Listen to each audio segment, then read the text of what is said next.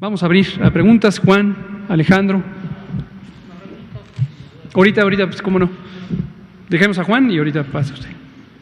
Sí. Buenas noches, Juan Hernández del periódico Basta del Grupo Cantón. Bueno, ahorita que lo que acaba de mencionar precisamente de esta, larga epidemia, a lo mejor va a sonar un poquito tonta la pregunta, pero aquellas personas que tuvieron COVID, ¿se van a poder vacunar contra la influenza? Sí. Esa sería la… No se conoce que haya ninguna interferencia.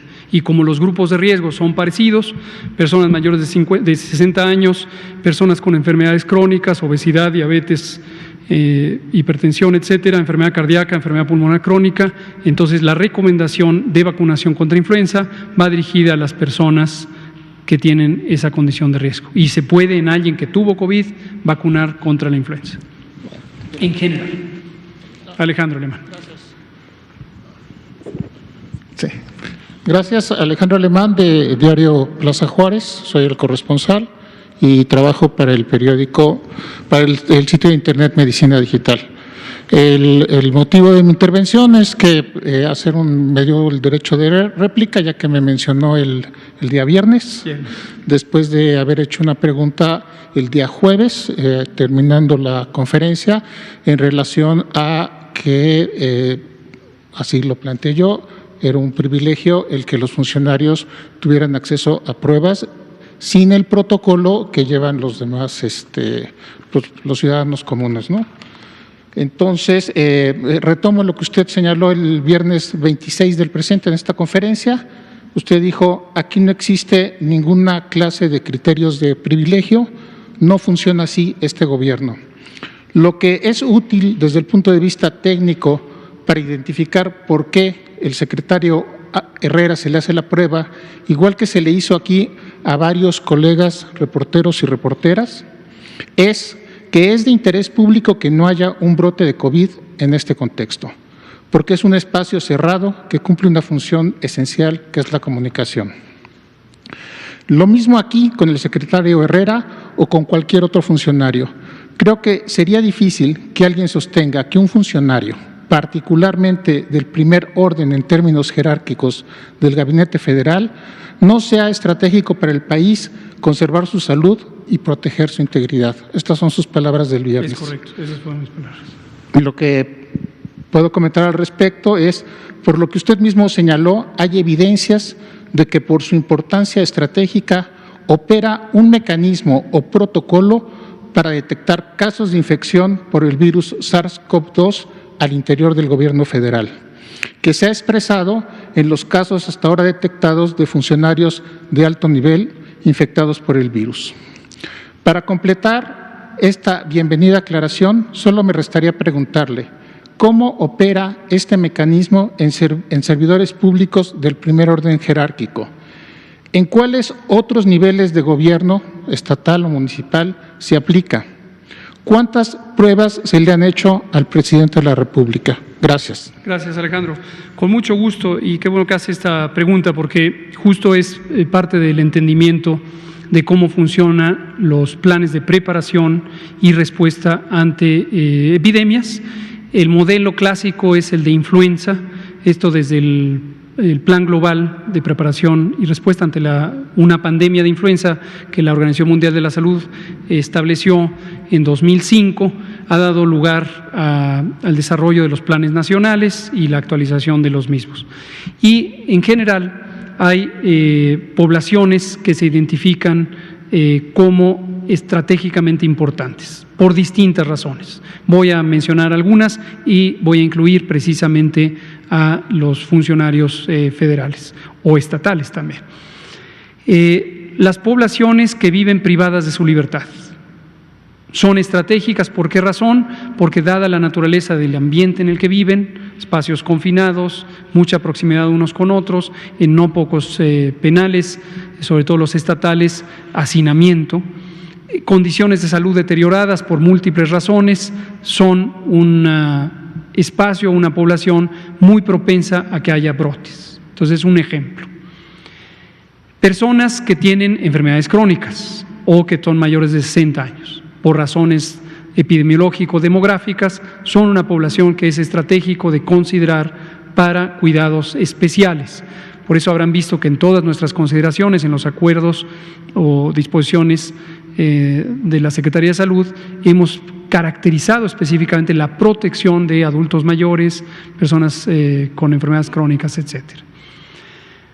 Otra población u otro criterio importante es poblaciones socialmente vulnerables. Por ejemplo, las poblaciones rurales empobrecidas indígenas, los pueblos indígenas de los que hemos estado comentando en los últimos días, son considerados de manera estratégica porque se conoce que tienen una deprivación histórica, y no solo en México, en muchos lugares del mundo, de servicios que garanticen sus derechos.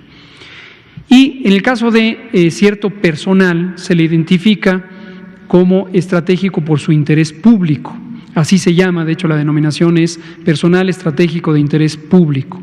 Ahí entran las Fuerzas Armadas, las fuerzas de policía, los cuerpos de policía, los funcionarios y funcionarias, porque aquí lo que representan su potencial enfermedad es un riesgo, obviamente, para la persona, pero en términos de la preparación y respuesta ante una epidemia, para la estabilidad del país.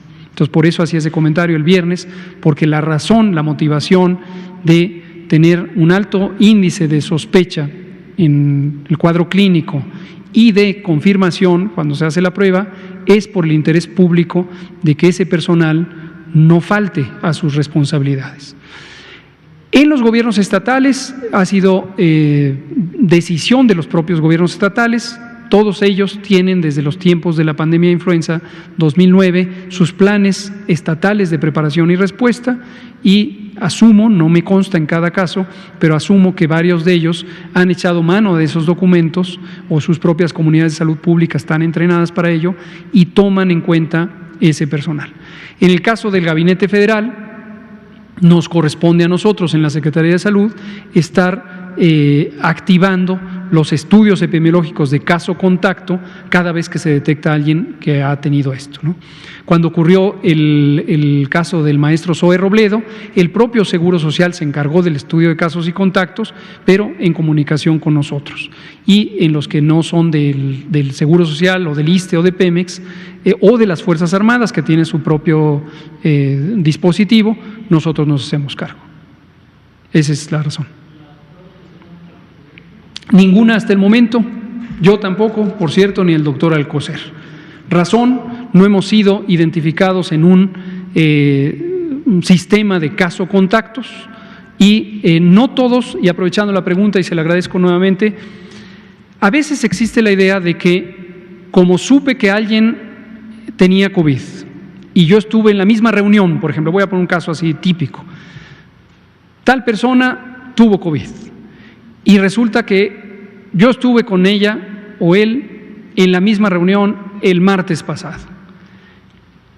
De inicio debe estar en la lista quien haya estado en una situación así. Pero el estudio de casos contactos lo que hace es entrevista al caso y luego entrevista a los contactos. Y hay un razonamiento médico epidemiológico para ver si la duración del contacto es relevante, si en general consideramos 1 hora o más, si la proximidad del contacto es relevante, ahí no hay un criterio fijo, pero ponemos los 2 metros de la sana distancia como criterio, y si ocurrió en el periodo de contagiosidad. Usemos el caso, y espero que no se nos ofenda, del secretario de Hacienda. Él mismo nos ayudó a hacer la lista inicial de más de 68 o 69 personas, de lo que él se acuerda de quienes estuvieron en contacto con él, y hemos considerado desde el fin de semana inmediato previo, digamos, hace una semana. Pero ahora cada una de esas 70 personas están siendo entrevistadas y nos van a dar detalles que corresponden o no con lo que se acuerda el secretario de Hacienda. Algunas se va a ver como que, no, bueno, tú sí estuviste en el mismo salón, pero estabas del otro lado de la mesa a 7 metros y estuviste 40 minutos y te saliste. Tú no estás en un riesgo relevante. Habrá quien sea lo contrario. Pongo el ejemplo también, si ella no se ofende, de la secretaria Graciela Márquez. Ella estuvo en mucho contacto con el maestro Herrera desde el viernes pasado. Y tuvieron una reunión el sábado, y luego otra el lunes, y luego otra el martes, y luego otra el miércoles. Y le hicimos la prueba a la secretaria Márquez, salió afortunadamente negativa, pero era un elemento de sospecha porque era una de las personas de esa lista de casi 70 que en mayor contacto había estado. Ese es cómo funciona.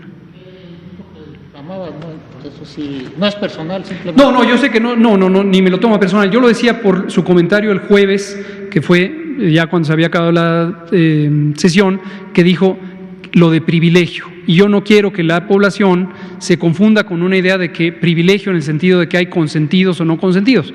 Aquí nos manejamos por estos criterios técnicos. No tenía esa información. No hay ningún problema. Gracias, Alejandro. Muchas gracias. Son las 20:03. Terminamos y nos vemos mañana. Gracias, Alejandro. Gracias. Quédate en casa.